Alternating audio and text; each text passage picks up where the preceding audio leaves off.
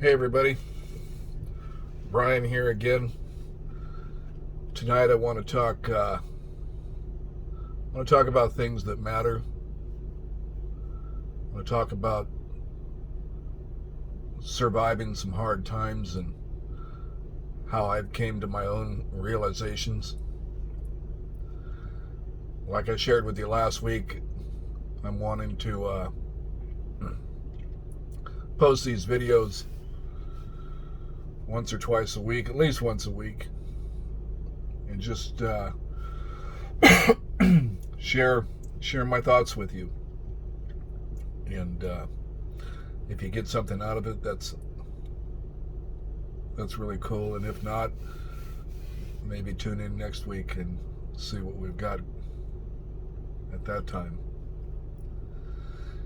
You know, this last year, 18 months, whatever it's been really hard on everybody with the COVID shutdown and shelter in place and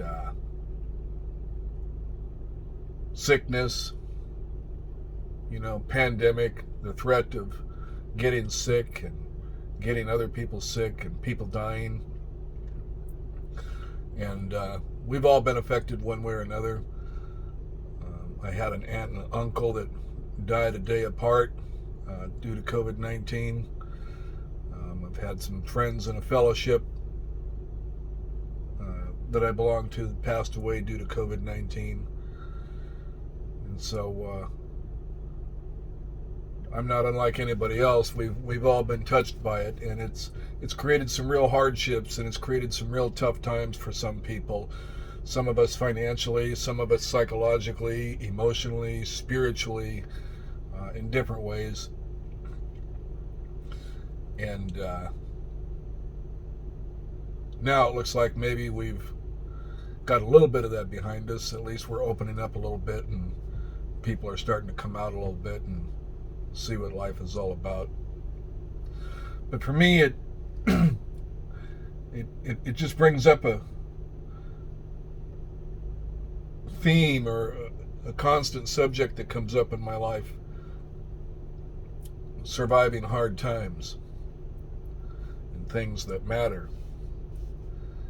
And as I'm sure most of you who know me well know, that my life is littered with devastation and catastrophe and hardship and hard times. And that's not to say that I haven't also had the opposite of that, because I've got my share of miracles and triumphs as well. But I'm not here to trumpet all that, at least not tonight. And I'm not going to bore you with all the details of my entire life, but I will touch on the last 8 years. It's about 8 years ago I fell off a roof, and I was in a coma for a while and had complications during surgery and was put on life support and couldn't breathe on my own, and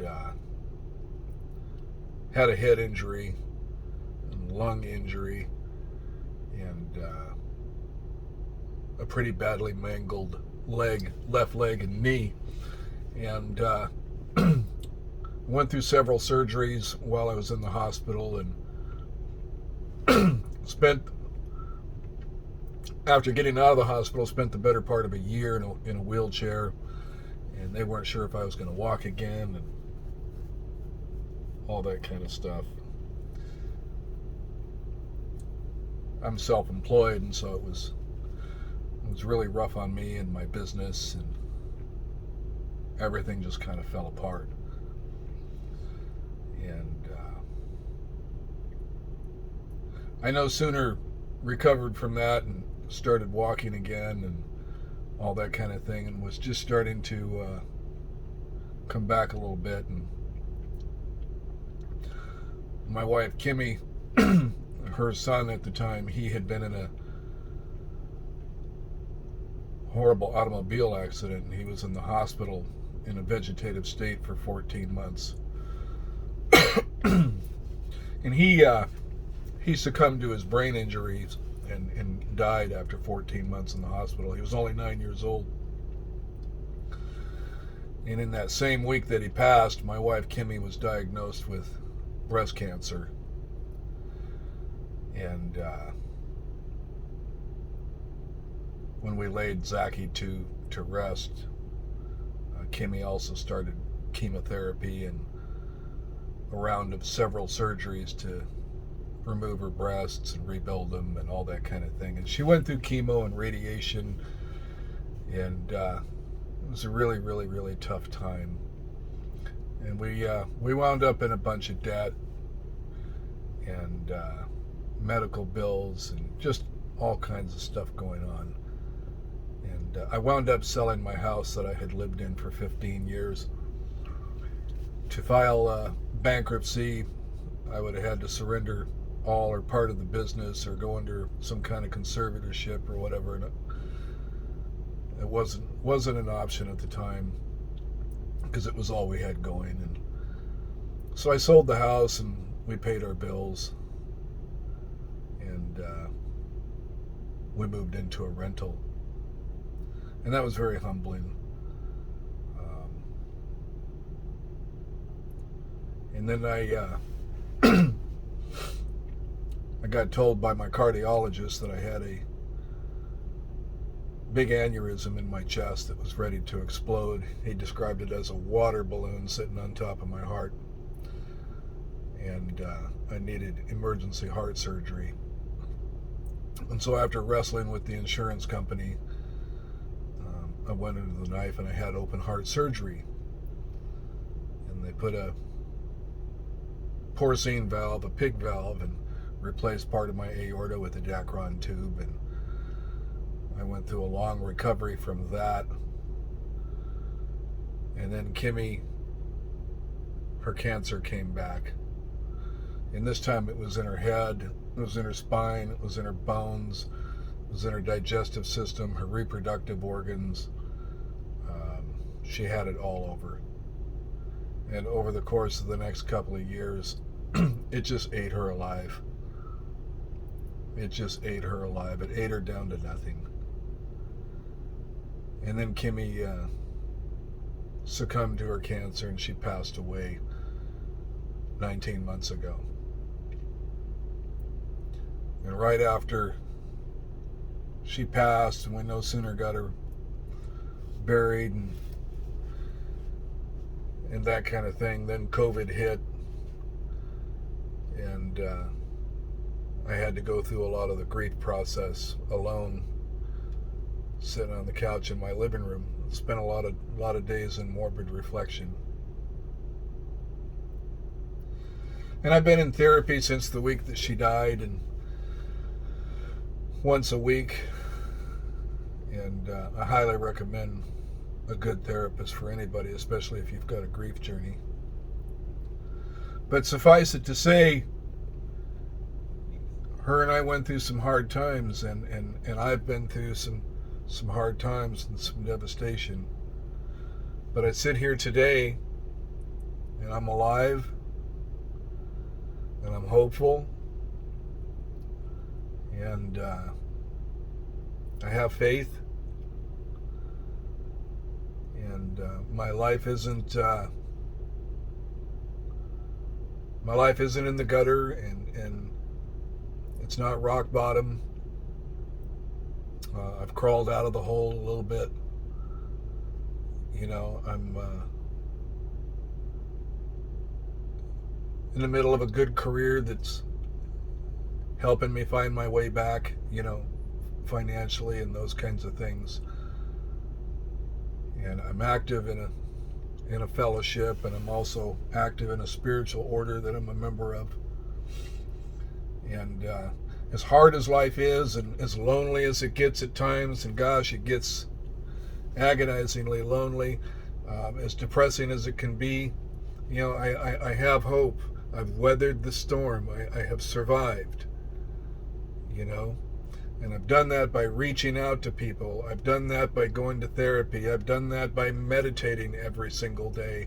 I've done that by spending time in prayer and contemplation and all those kinds of things that are healthy for us.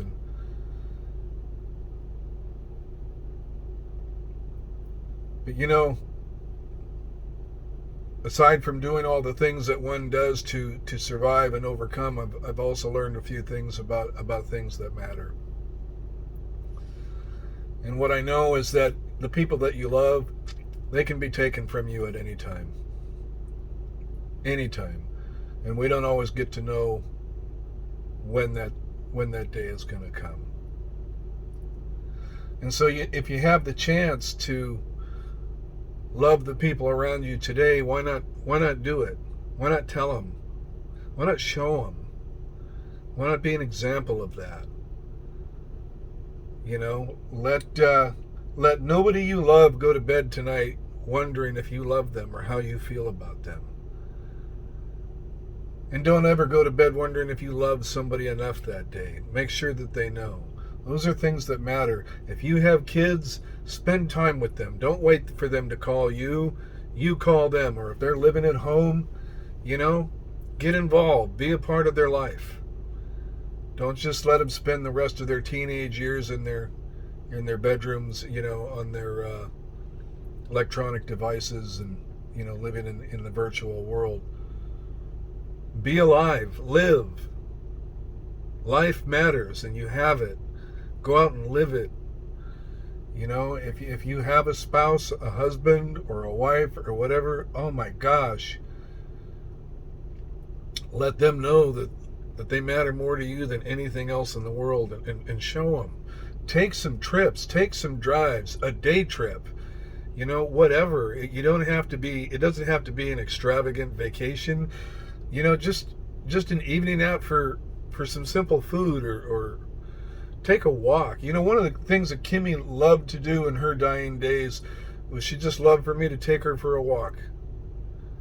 And sometimes the best we could do was walk around the block. Sometimes all we could do was walk to the stop sign and back. And we'd take the dog with us, and I'd walk with her. And it was never too early or too late or too hot or too cold or whatever. If Kimmy needed to go for that walk, I was so glad to go with her. We don't have to do all kinds of extravagant things to find meaning. Making people feel good gives life meaning. And when life has meaning, it's a lot more worth living. Kimmy's gone now, but I know in my heart I loved her enough. That woman left here knowing that she was loved, and she knew just how much she was loved. And there wasn't a bone in her body that had to question that or wonder about that. She got to go to her Creator and take that with her in her heart. Things that matter, We spend all of our lives, we go to school, we get these educations, and we buy these houses, and we buy these cars, and we, all this stuff that we think is, and sure, it has value, and it has importance. But what about all the things that you wanted to do that you didn't do? What about maybe that instrument that you wanted to learn to play, or that bucket list trip that you've always wanted to take, or those kinds of things? In my life, I always wanted to go sit on that bench in Boston, Massachusetts in downtown Commons where Robin Williams and Matt Damon sat in Good Will Hunting and had that talk. I've done that. And there's other things in my life like that I've done. And I've done that with people that I care about. And as some of you know, I've been embarking on some recent travels and taking care of some bucket list items now. I'm 55 years old and I study music at the Berklee School of Music. It's just been a lifelong endeavor of mine. I practice piano every day. Things that matter. Find out what matters to you. Do some soul searching. Write it down. Make a list. Make some goals and draw out some objectives to help you achieve those goals, whatever those are. But find the things that matter in your life and go do them. And don't get so caught up in what everybody else thinks or what mom and dad thinks. Don't compare your insides to everybody else's outsides and all that other stuff and get all caught up in the he said, she said part of it. Find out what matters to you and go do that. You know, Keith Partridge from that show, the Partridge Family. What was his name? David Cassidy. You know, he died here recently, a couple of years ago, and his last words to his daughter, his last words, and he was like 69 years old or whatever it was, his last words were, "So much wasted time." We spend so much time in this life wasting, doing what we think that everybody else wants us to do, living the life that everybody else wants us to live. We don't tap into what's important to us and then go do that. And yeah, there's value in getting that education and buying that dream home and having that fancy car and all that other kind of stuff. But there's also a lot of value in being able to go through this life and the people that you love, having them know that you love them. And oftentimes they return that love. You know, there's value in spending time with your kids. There's value in spending time with your grandkids. There's value in going home to mom and dad and paying that visit to them. You know, make amends, make reparations, forgive and forget, whatever you have to do. Bury some old hatchets in your past. But don't let your demons take you down and prevent you from having the rest of a good life. This can be taken from you at any time. The people that you love can be taken from you at any time. Find what matters and do that, and screw all the rest of that crap. It's too much pressure, and it's not worth it anyways. You know, you only live once. You owe it to yourself. You owe it to everybody else to be the best version of you that you can be. And one of the key ways of being the best version of you that you can be is to find the things that matter to you and go out and do them. And do them with other people. Be happy. Find ways to be happy. You know, that's what matters. Not all this other stuff that we put it on.